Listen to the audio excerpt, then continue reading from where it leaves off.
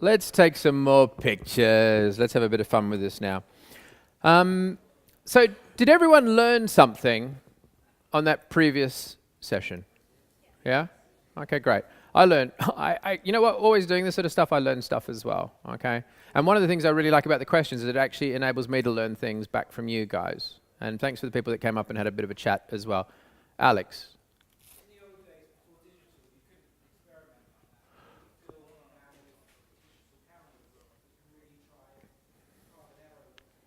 Do you know what, okay, did everyone hear what Alex just said? He said, in the old days, you couldn't experiment like that. Well, strictly you could, but it was expensive. Okay?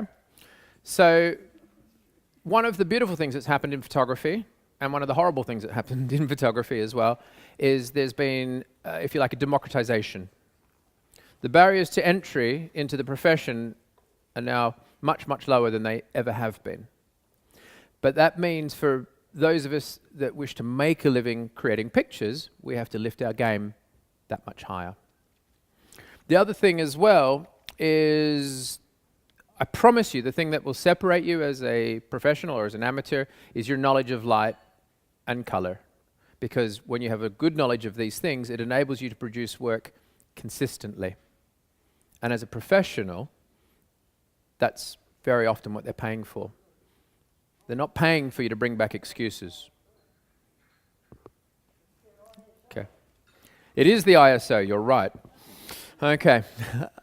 So, yeah, Alex is absolutely correct in saying that, you know, we have this amazing resource where we can shoot at very minimal cost. I used to make quite a lot of money doing stock photography. I used to go and do a trip a few times a year. And I would spend for a week, I'd maybe fly a bunch of models and crew to, I don't know, let's say Ibiza, for example. And I would spend for that week probably around about £15,000, something, give or take. And what would happen is, of that budget, around about £2,000 was film and processing. So that meant straight away, the barriers to entry for the amateur market were, not a lot of amateurs could afford to spend 15 grand in a week, create a bunch of images and do things. Whereas now, you can go out, you can take 1,000 pictures, and if you get lucky, a few of them will be okay. But what I would like to do, for all of you, whether you're an aspiring professional or an amateur, is to shift that mindset so that you take 10 pictures and 6 or 7 of them are pretty good. Okay? And for those of you that own these products already, in terms of the small flash units and the rogue light benders and adapters, that you can start to think a little bit more about these and think about where a light's going to go relative to the subject. Now, the goal for this second session is to talk about color, which is kind of appropriate because we've got a black and white image on the screen. Okay? Put your hand up if you currently make your living as a photographer. I know I did this before, but I'm just really curious about this. Right, you currently make your living as a photographer. I'm trying to make my living, but it's not. You're starting back. Okay. So keep your hand up. Keep your hand up if you're using a hardware calibrated monitor. Great. It's critical to use a hardware calibrated monitor. Put your hand up if you're calibrating your monitor one way or the other. That's good. We've got an informed audience. I really like that. If you didn't put your hand up, have a chat with the guys at the back and find out more around calibration. But I'm going to speak a little bit about calibration and its importance, and also color, because as I said earlier, as a professional, it's my job to be very confident in what it is that I'm delivering to my client. Okay? This is really, really mission critical stuff, and to stand by whatever it is that I deliver to my client. Now, color's a really tricky area because our eyes are incredibly sophisticated and they fool us. They trick us. They deceive us. Okay? Does anyone know what I might be talking about? Yeah, you look a bit dodgy. Go on. There's around magenta and green. Actually, out of interest, who here has ever had an eye test? Yeah? Good. Keep your hand up if you've ever had a Hassi-Barai color test. Oh, this is such a great audience. Okay? I think it's Hassi-Barai. Is that how it says? Something like that, isn't it? The one it's something, there's a color test that you can have to check the accuracy of your color vision. Okay? I'm happy to say I'm 100% in terms of my actual color vision, or I'm a good guesser. Okay, when I did the test. It's a very, very tough test, and it's usually men that fail. Okay? Everyone knows that it's usually women that are colorblind. Usually men that are colorblind. We all know about that, don't we? Yep. Okay. Just another point where women are better than us. Okay. That's fine. But I'm not going to go into the difference of the sexes because I'm not racist. Okay? So let's just talk about color. And I'm talking about how our minds deceive us. Can anyone suggest how our minds and eyes deceive us around color? Anybody? It's quite sophisticated. That's not deceiving us. Anybody? Bang, we compensate. That's what you were going to say. Sorry, what's your name at the back? In the blonde? What's your name? Charlotte. Okay. That's what you were going to say, isn't it? Yeah. So what happens is if I'm wearing a white shirt and I'm in a room full of tungsten light, our brain, your brain, my brain, will say, I recognize that shirt as a white shirt, and it will adjust your color perception even though it's yellow light, and it'll see it as white. Whereas if we photograph that shirt, it'll come out as yellow because that's the color of the light. So this is where it's really important that the environment and the screens that we're looking at are objectively calibrated with a device that isn't influenced by things it knows and things that are going on around it. It's really, really, really critical. The space that we do our color correction in terms of retouching and grading for our video work, has 18% grey walls with a very expensive paint. We have lights balanced to 5600, okay? Because that helps maintain the colorist and the retoucher's color vision to daylight.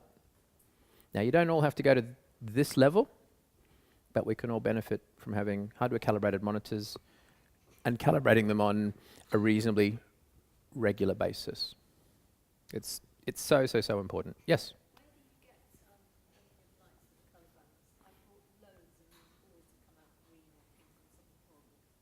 Just do a little bit of a search for daylight balance lights online. You should, and it didn't come out. There's a good place to get reasonably color balanced lights to have as a backlight, because you should always have some sort of backlight behind the monitor that you're working on. Okay, sometimes some of the art working lights are quite good, or go to a color specialist. Have a look at the Color Confidence. Do you guys sell daylight balanced lights for placing? Okay, there you go. Go and have a chat with the guys up here. All right. So when we're on location and we're filming or shooting, invariably we'll photograph one of these, being careful not to touch it because some smart person said, you touched it with your fingers. Okay, so I'll make sure I don't do that this time. And why would we photograph this? Why in heaven's name would we take a picture of these colored tiles? It's a reference of all the colors. But more importantly, if we take a picture in a sec, in fact, we might as well do it, and we get Amber to hold it. I think I'm going to be all twisted up with my headphone. Hang on. See, I do this all the time. We'll actually do a shot now with Amber holding this. Okay. It's a reference. No, don't touch anything. There's some person that will complain. Okay. But yeah, make sure there's no shadow coming across it, okay? What's really sort of critical here is that I have the same relative light hitting my color tile on my target as is hitting my subject, okay? Because, depending on the software that I'm using, okay, I'm going to know what these color values should be, okay? Or what these color values actually are. So I can then adjust in my software to get the most accurate depiction of the scene. If I'm doing something, let's say we're doing clothes, very often color is really, really critical with clothes. So we want to be as consistent as we are. And if we're not doing the retouching ourselves and we're handing it off, if you're filming and you're handing off rushes, for example, we will always have a color target on it. And if we're handing off stills, example, raw files, something we do a little bit less of, but if we are doing that, we'll always have the first frame showing one of these so the clients know what the neutral starting point is. Okay? So you start off in a neutral position, and then from there you can make it warm, you can make it cold, you can put some blue into your shadow areas, you can start to play with it. But you need to start in a neutral place first, and then control what happens from there. That makes sense, doesn't it? Okay? So let's do a quick snap of that, because this is what the workflow would be. Yeah, the light's just there. Okay? And it should catch relatively the same sort of light. Now, what I'm interested in here, got to pop up the flash on the camera. Oh, disconnected. Thank you. You're very good. Let's see if we can connect it again. There we go. I only shoot tethered on these shows. Okay. Normally I use dual cards because I'm a bit anal, obsessive. I sort of back up for everything. Okay, cool. So let's have a look at that. Okay. So then what we've done is we've now got a color reference. Okay. That's just perfect. Okay. Now what I would probably do here, I mean, with this light, what you would do, just to make sure that you've got the key light represented correctly, I'd actually do it something like that, because this is very strong light that we're doing now in terms of the direction of it. But we'd start like that, and then now I have a very accurate, very good color reference from that light. And then we can decide where we're going to go. Okay, it's a very powerful thing. Now the other thing as well that you've got with this is a grey card. Now put your hand up if you shoot video. Should be a few people here because Ollie's going to be doing a talk later and he knows a lot of stuff about video. Okay. Put your hand up if you shoot stills. Yeah, that's most of us. Okay, that's cool. That's a safe one. Why would you white balance your camera off a grey card instead of a piece of paper? Why would I choose to use this instead of a white piece of paper to create my white balance? Wrong. Wrong. Ooh. What does that mean? Yeah. Ooh, this is really good. Clap. That was a good answer. Come on, clap. I can tell he needs a bit of a clap as well, okay? The reason you would white balance off grey is because if your exposure is quite bright, okay, you will be clipping a channel. You'll be clipping the red, the green, or the blue, combination of two of them, or all three of them, potentially. Who knows what it means if you're clipping a channel? Can anyone tell me? Yep, madam.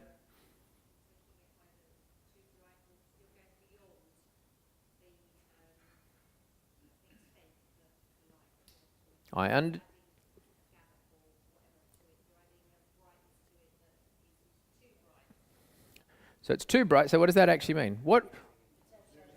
We're losing information. How can you measure something if you have no information? You must always white balance off a grey card, because that is the thing that is most likely to have all of the color information. Okay? I get amazed when I see people, bright sunshine, some guy in a white shirt, they'll go and sort of balance off their shirt or something or other, and you can see that they're possibly clipping on one of the channels, or you look at their histogram and you can see that they're starting to clip. So they're only getting maybe green and blue information, and the color balance is being based on that. Now, it's going to be kind of close, but it's not going to be anywhere near as good. Okay? Yeah, one of the squares on here is 18% grey, and it's that one there. Okay? So you've got a full gradation through there. What's really nice about this as well is, I'll go to my color picker here. Now you can see that I've shot 3000 Kelvin, but what's kind of nice on this is if I wanted to warm up my scene ever so slightly in a balanced way, because when you move your Kelvin, okay, you're only moving one bit of it, basically from cool to warm. You've also got a magenta and green bias. And what's really beautiful about using the color checker is that when we click, if you have a look here, you see my tint over here? It's at 5.4. That's changing as I go. Now let's say we wanted to go more this way and make it even warmer. And you can see the tint has now moved to 13.2. Whereas most people will go in and they go, oh yeah, let's just do that. Oh, that's lovely, isn't it? Okay? But you see the tint's not moving. And it's really difficult to get it right manually with the tint. This saves so much time to go, yeah, I want it quite warm. Let's click there or there. Or actually, better still, let's just go totally neutral. And if I was to go totally neutral, I can actually, with the software I'm using, I can use more or less any of those tiles through there. Okay? That is a neutral representation. If I want to then warm up the image slightly, I head up in this direction. And if I wanted to cool it, I go down through here.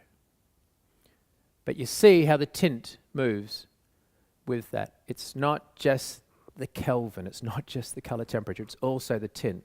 That will save you so much time, because what will also happen is you're going to have subjects that are going to look great slightly warm, and then you might have a slight change of scene, a slight change of clothes, a slight change of makeup, and the color perception will be out. Yep.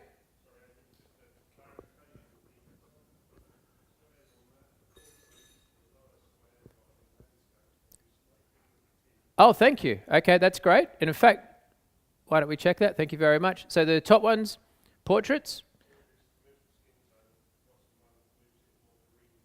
Beautiful. Okay, that's fine, because I must admit, I knew about that, but we tend to work on these. Okay, no, that's actually a really, really good call. So it's landscapes. Now what's going to happen, let's have a look. On the landscape ones, I have a feeling what they're going to do is, because you often got green in the landscape, there's going to be a slight bias in the tint towards the green. Okay, because you're often seeing grass and things like that. And with the skin tone one, that's a really good point that you've picked out there, Pete.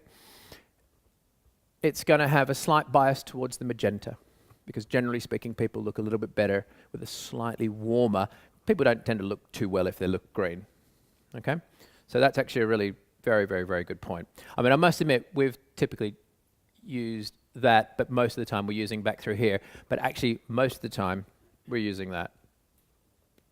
Okay, and I must admit, most of the time as well, we're controlling the environment and circumstances in which we're shooting. If we're outside and we're using a combination of natural light with flash or constant light and reflectors and all sorts of bits and pieces, we just run off that. Okay, that's what we use, because we want to just start at a neutral position, and then we start to play around from there. So let's play around a little bit more with color. Any questions on that so far? Across the top, yep.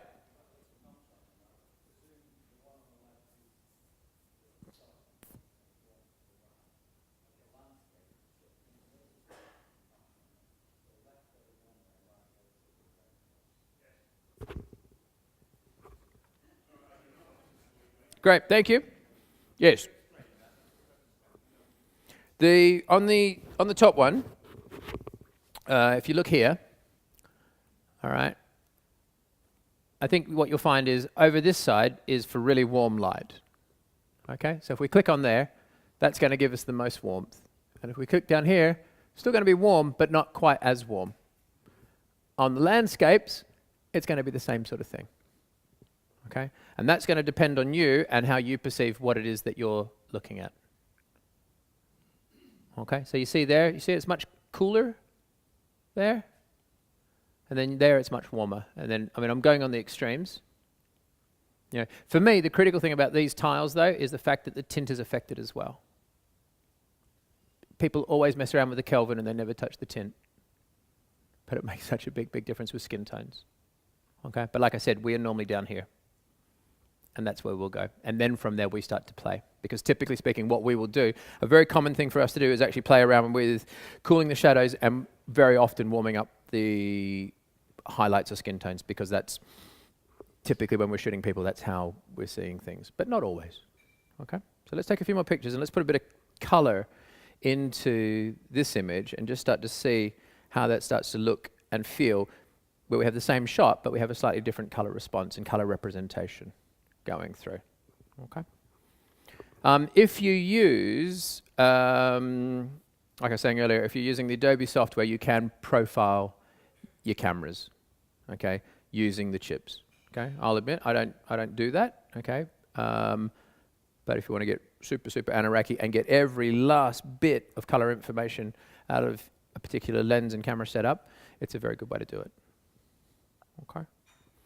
Right, let's have a look. Let's take some more pictures. So let's now come back to just playing around a little bit with light. Now, at the moment, my color balance in camera is set to tungsten, and that's because I'm running a tungsten light, correction filter on this strip light.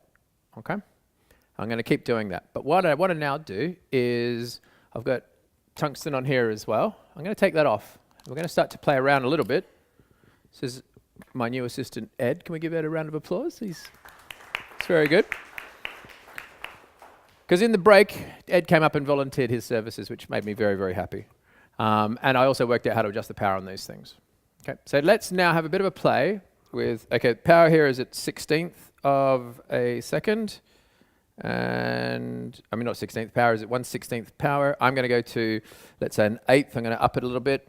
It's going to be blue. Now, the other thing as well is, no, we don't, oh, that's really interesting, actually. I like him preempting, okay? He's just bought me a blue filter, okay, a CTB, to replace the CTO. B, blue, O, orange, okay? I want the light to be blue. I'm shooting in a tungsten balance in camera. Do I need this blue filter? Anybody? Yes? No? I don't, okay? Because when I shoot tungsten, it's going to make daylight blue, because it's going to compensate for the orange, okay? But I think it's great that Ed bought it to me. That's really sweet, okay? Even if he's wrong. But I won't say that out loud, because that would be just completely bad of me, okay? Thanks, Ed. So let's now play around with just having a little bit of blue light coming across at the back. We're going to stick more or less with what we had before, and then I'm going to start to evolve the light. And then we're going to start to play around with what happens if we have maybe blue light on the front and maybe a tungsten light behind. And just see what goes down with that. Okay? Any questions on the passport? No?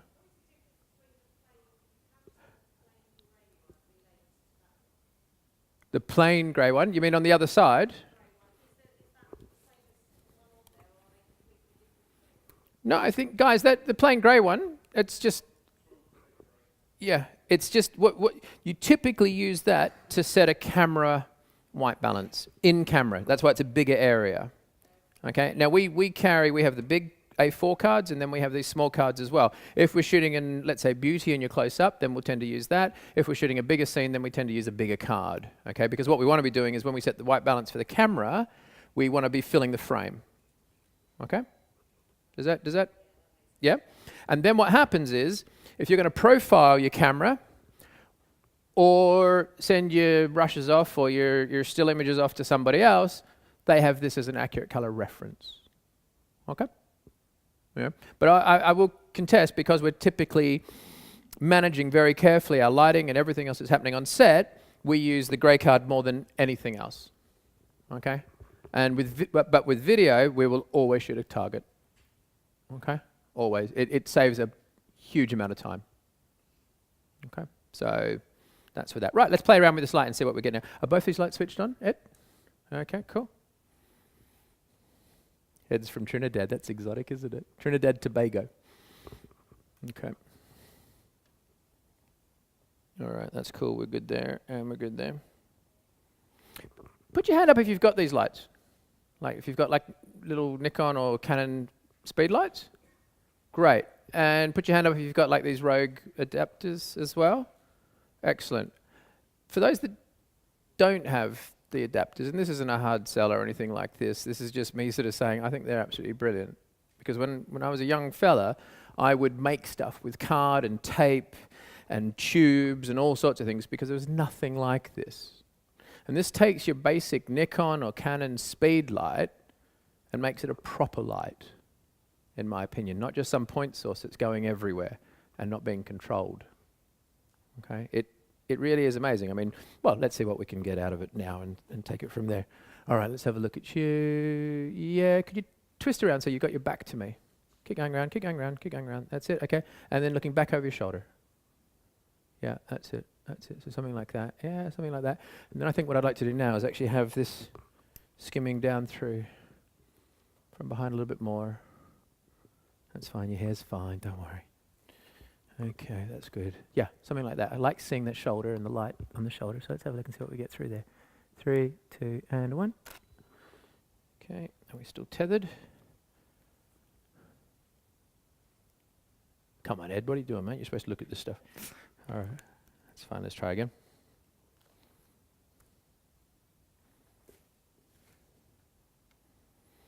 Just waiting for this to pick it up. Yep, it's in there now. All right, let's have a look at this now. That's great. 3, 2, and 1. That's good. See how that goes. Okay, that's cool. Right. Light's too strong on her. Ed, can we take 2 stops out? So at the moment we're on what, 1/16th, I think? 1/8. Okay, go to, what should you go to? 132. Okay.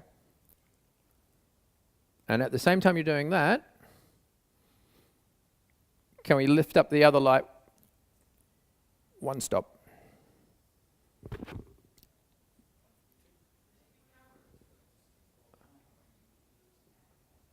No, it's not going to sleep. All it is the cables coming out, or maybe the camera goes to sleep. I'm not really, I don't normally shoot tethered. Normally I would run dual cards. Can we bring that one up 1 stop?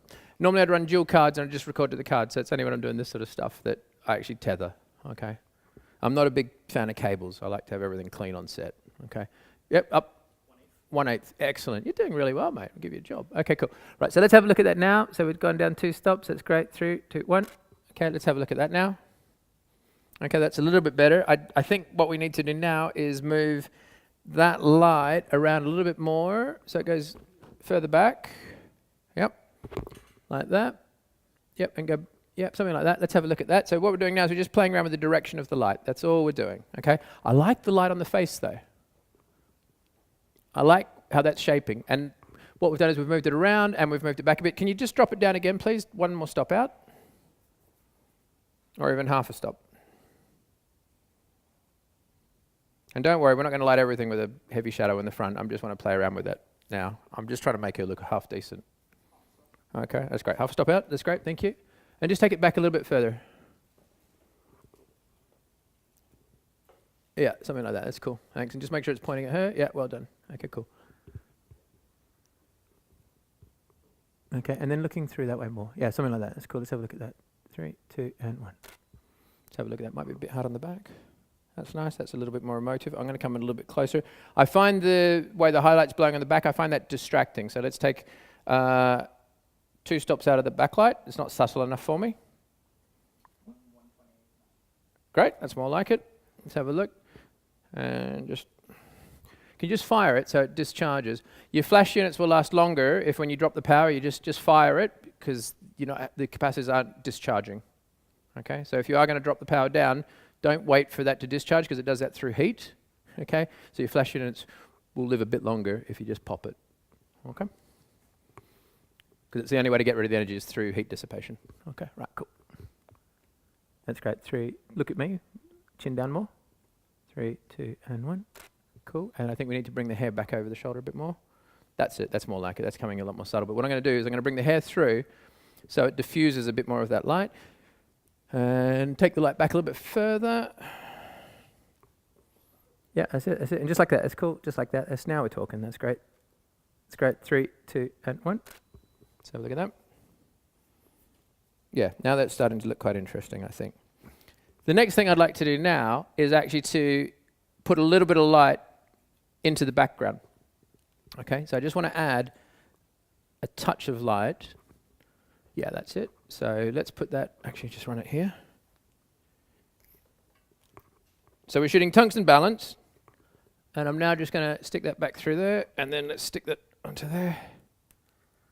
Oh, come here, you bugger. Remote, and 132. Let's have a look and see what's going on and how that goes, because I think we'd benefit from just a little bit of light coming through behind, and I think I'd benefit from going in close. Something that's really counterintuitive. Who shoots people? Yeah? Excellent. There's a really great trick that I worked out years ago. All right. Yeah, look through this way. Yeah. 3, 2, and 1. Let's have a look at that, see what happens in the background now. Okay, bring the face around towards me. Is that backlight going? Yeah, okay. Bring the power up a stop on that. Thank you. 3, 2, and 1. That looks better. I think we've got a bit more there now. Oh, I'm not tethered.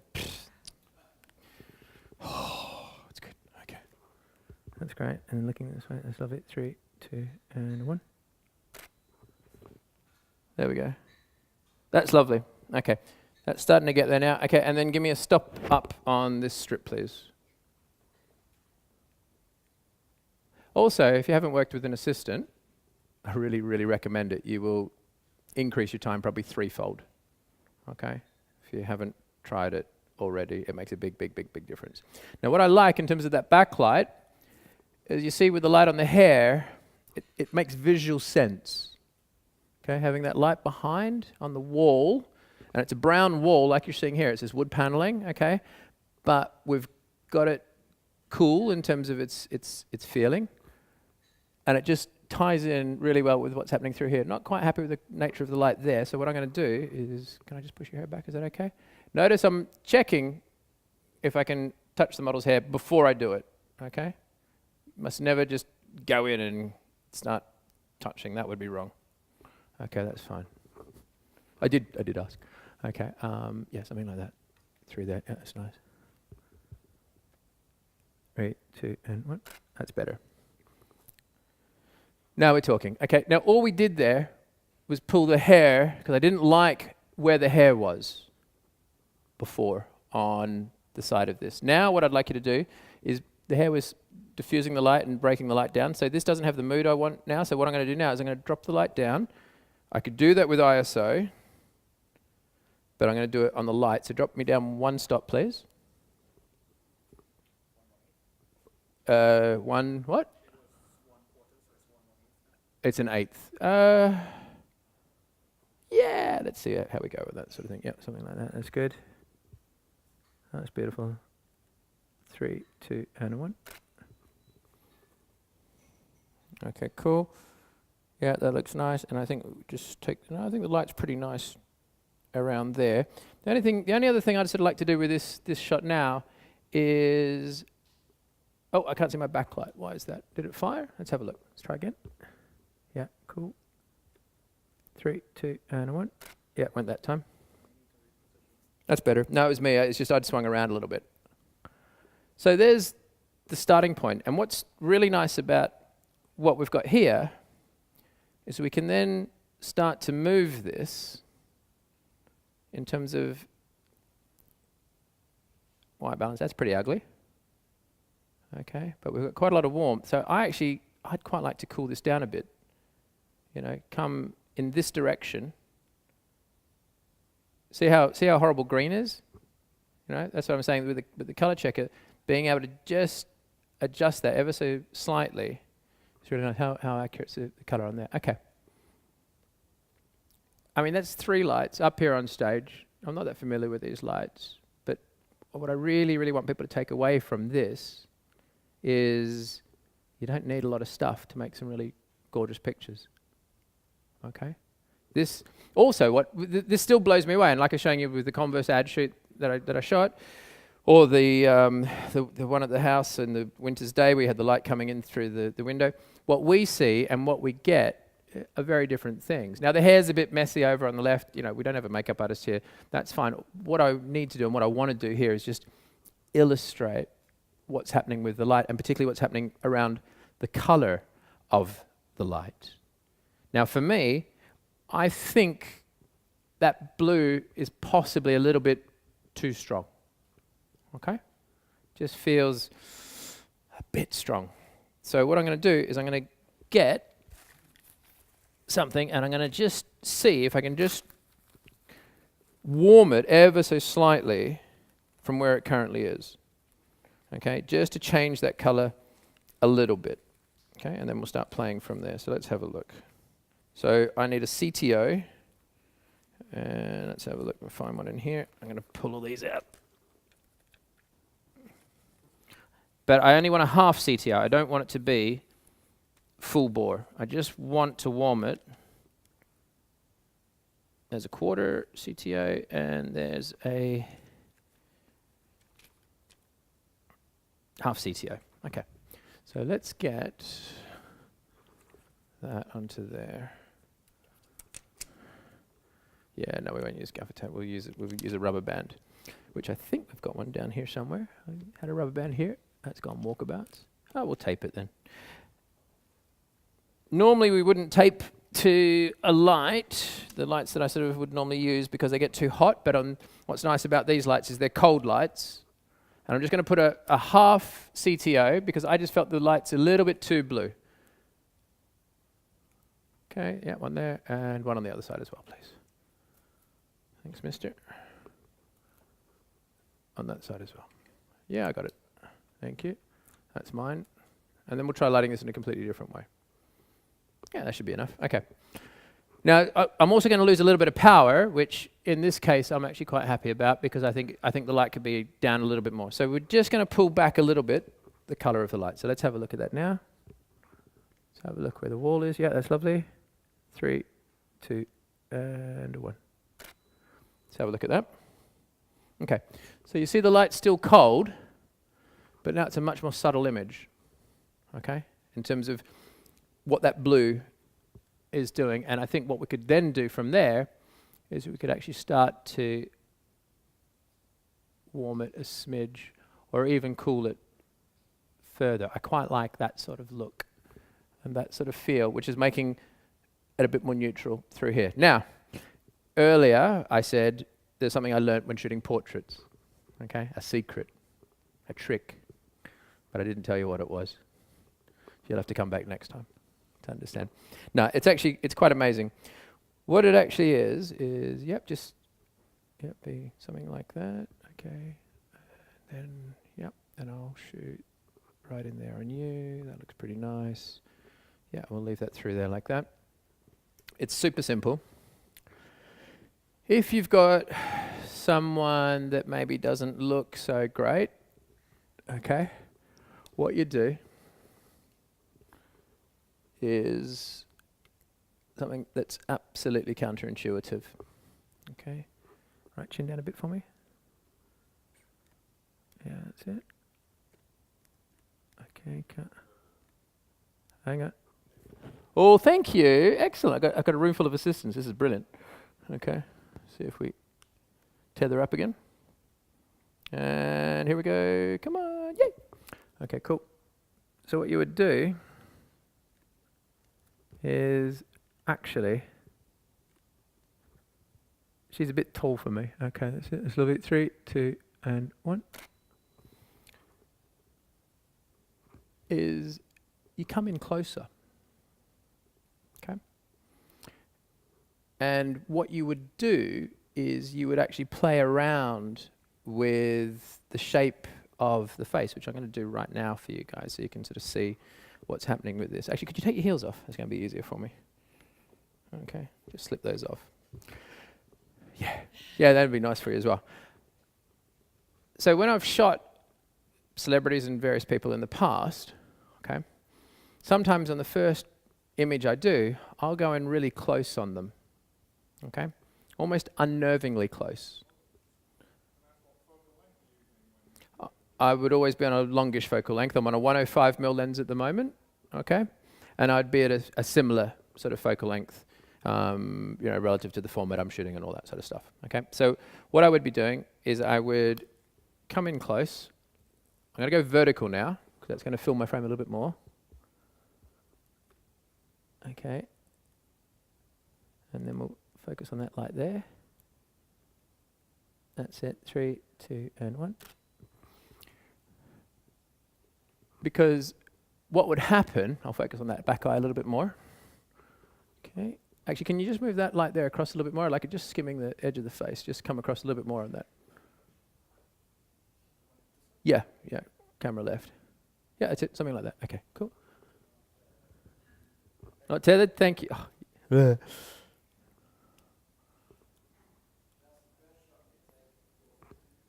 Yeah, well, we're just starting out. Thanks for that, whoever said that. All right. Popped out again? Oh, shit. Can we edit the video when I say shit and poo and bugger and stuff? Is that okay? It's being filmed at all this. Right, let's have a look. See if we tethered again. And we're... Okay. All right. Oh, God. So this is why we always shoot to card, but it's going to take too long for this. Okay, so let's have a look. See if that... Oh, it's horrible. It's not the cable, it's the way we're sort of using it. Okay. They're actually good cables. Okay, cool. Right, let's have a look at that. I'm actually holding it. Right, that's lovely. So something like there. That's cool. 3, 2, and a 1. So what we're doing is we're going in close. Focus is slightly out on that back eye. Let me just try it again.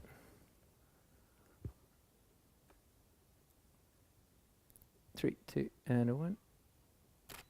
Now, I don't have to do it so much with this shot because she's lovely, okay? But what we can do is when you're going close to somebody, is if they've got small eyes, then what you would do is you'd go slightly above them, so they've got to look up, and that opens the eyes up. It also puts the eyes closer to the lens, and that makes the eyes look bigger. And you do this close-up shot on the screen where you may be sort of cropping through the top section of the head. Let's see if I can do it here.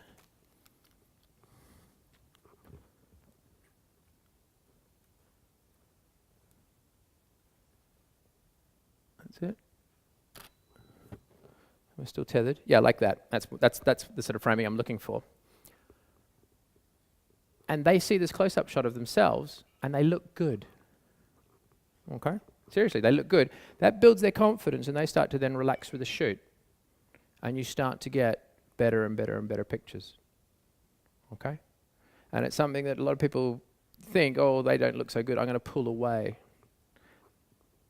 I suggest you go in close. You've got to know what you're doing, and you've got to understand how light and shape changes and how the face changes relevant to the camera. But it's a really, really lovely, lovely thing to do. And makes all the difference. And this is where that just feels like a different sort of shot. My focus is a bit dodgy on the back thing, but no one's paying for focus today. So let's now change the lighting and create a totally, totally different feel. I'm thinking maybe some backlight or something or other like that. Who likes backlight? Great. That's great. You know when you first start out and they go, oh, when you're taking a picture, make sure the sun is over your shoulder. Okay. Okay, that's okay. But it's much, much more interesting. Put the sun over there somewhere in the frame. Okay? Because it serves a couple of things. It gives a life to the image, and it will also, if you're shooting people, help separate the people from the background. Okay? So now what I'm going to do is I'm going to we're going to build it up again, and we're going to take off, let's go to daylight now in terms of our color balance. So, and you know what? Let's not have, can we take that modifier off? Let's see what happens when we just have a flash pinging. I don't know. We'll see what happens. Okay. This is an experiment for me as it is for you. Oh, running out of time. Okay. So I've turned this light off. I've got one light at the background. I don't actually know what's going to happen, but it's worth a try. What power is that light on? 128. Let's go to 132. So all I'm going to do is just have one light. Can we turn off the light on the wall as well? Turn that off. All I'm going to do is just have one light from behind. I've got 5 minutes left. I'm going to have one light from behind. Okay. And I'm just going to see what happens with that. Let's just see. Let's just have a bit of play. You want to be playing. You want to have a bit of fun with this. Okay. So, okay. All right. That's it. Yeah, that's fine. Can you turn around? Turn around this way. Yeah, keep going this way. And then look back through that way. And have all your hair forward on both sides. Yeah. Okay. That's it. And then looking over towards me. Yep. So back through this way here. Yeah, that's lovely. So something like that. And we'll just see. I don't know what the light's going to do, but let's have a look. Okay? And hopefully I'm still connected. Yeah, that should be turned off, actually. I only want the backlight. I think it is turned off. Is it not? Okay. So let's have a look at that. I just want to catch a little bit of the flash in the corner. I've got no idea how it's going to look. 3, 2, and 1. Okay, but let's have a look. Hey, that's not bad, is it? Okay, and that's putting a flash behind. All right, it's a little bit bright. Okay, so let's take one stop out, please. And my focus is a little bit dodgy, but they have to pay more for focus. Okay. Okay, so we've gone down. Have you fired it? Have you dumped the power? Good. Cool. Let's be kind to our flash units.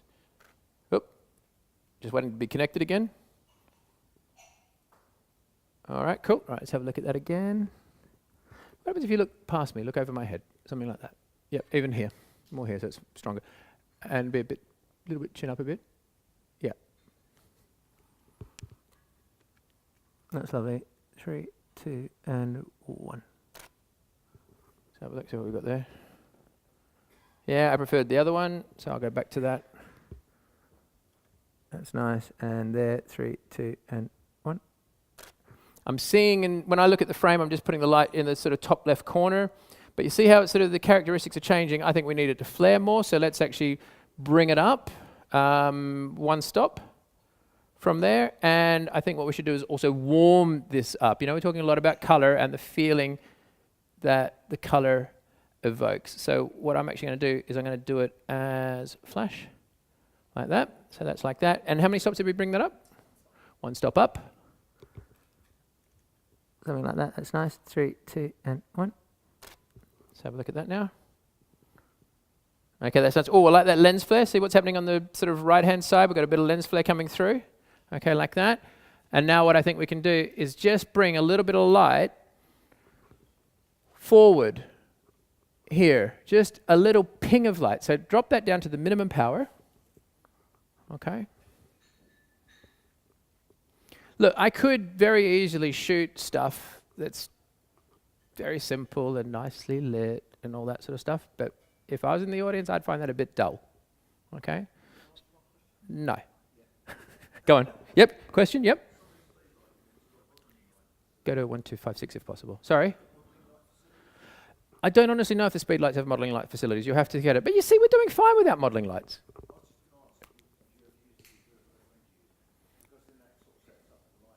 I think modelling lights are really helpful if you're not aware of things, but in all honesty, it's so easy to just press the button and just see what you end up with.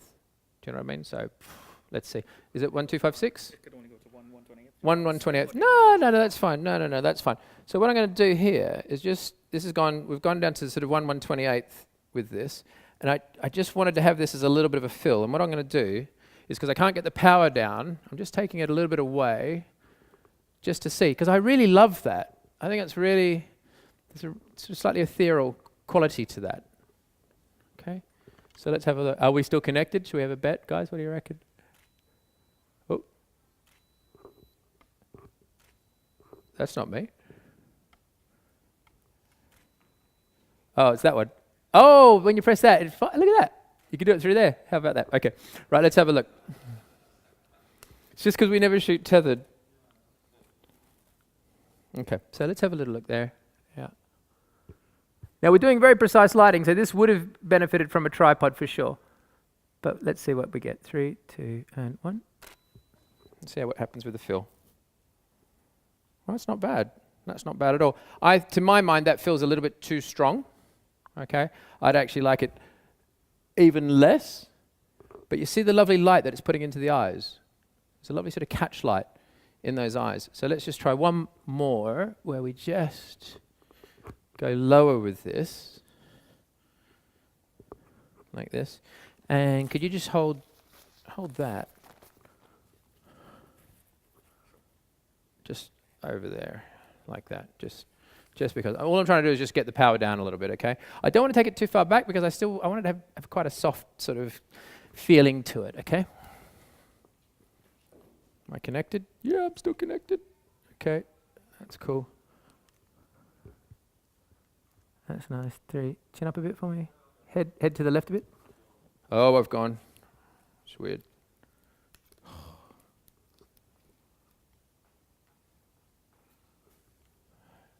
Yeah, okay, got that. Okay, cool. So let's have a look at that now. That's great. 3, 2, and 1. Look out to the left a bit for me. That's nice. That's more like it. Okay. So she could be on a stage or something. That has that feeling, like if we were photographing a singer or something or other like that. So look out, twist your face around a little bit more to the left. That's it. Yeah. That's great. 3, 2, and 1. The other thing as well that I want you guys to note, I think that's lovely. The other thing as well that I'd really like everyone to note is I'm not taking millions of pictures. I'm taking a shot. I'm thinking about it. I'm taking another shot. I'm thinking about it a little bit more. Okay, let's do one more. I think that feels actually really, really nice. Yep, go on. Are you okay with the information in here, or would you like the information later on? No, I'll come to that in a sec. Okay, right. So you just push that down. So just pull that up so it actually sits in the right spot. Yep. And then just hold that like that. Just don't put any weight on it. Okay, cool. All right, so something like there and there. That's lovely. 3, 2, and a 1. That's cool. And then I'll come a little bit closer. Oh man, see what's happening with that lens flare on the left? That's just really, really, really gorgeous. Let's just try another one, try and get the focus a little bit tighter on this. That's better. 3, 2, and 1. That's cool. So what we get there. That's better. That's sharp as well, which is great. And then I'll just do one more where I come in through here on a vertical, which as we know has been a bit challenging.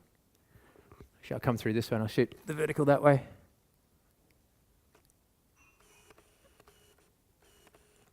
That's great. 3, 2, and 1. That's it. Okay. Bit too much, but that's okay. That's fine. That's just a matter of moving across a little bit.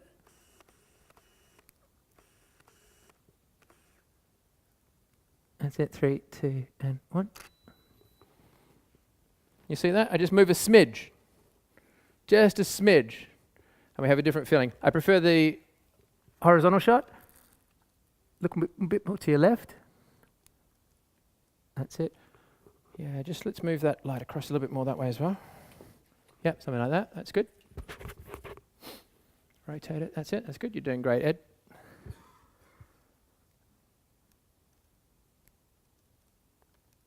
That's cool. 3, 2, and a 1. Let's have a look at that. Perfect. That's what I wanted. Okay, let's take that out of the way there. Can we give Ed a round of applause because he came up and said, "Can I assist you?"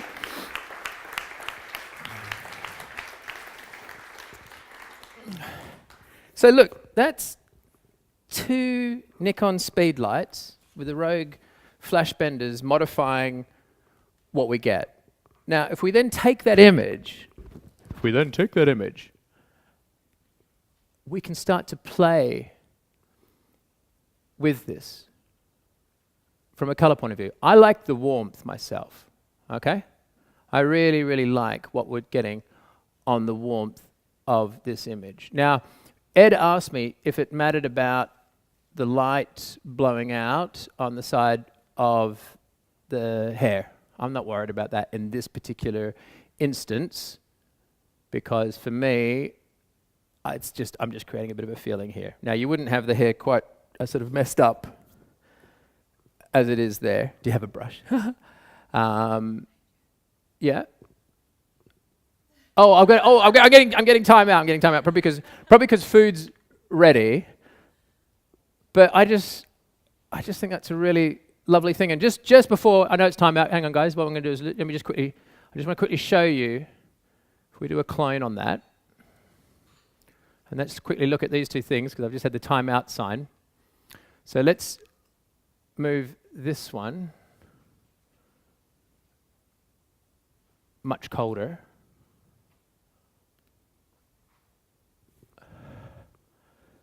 It's the same shot, but it feels very, very, very different.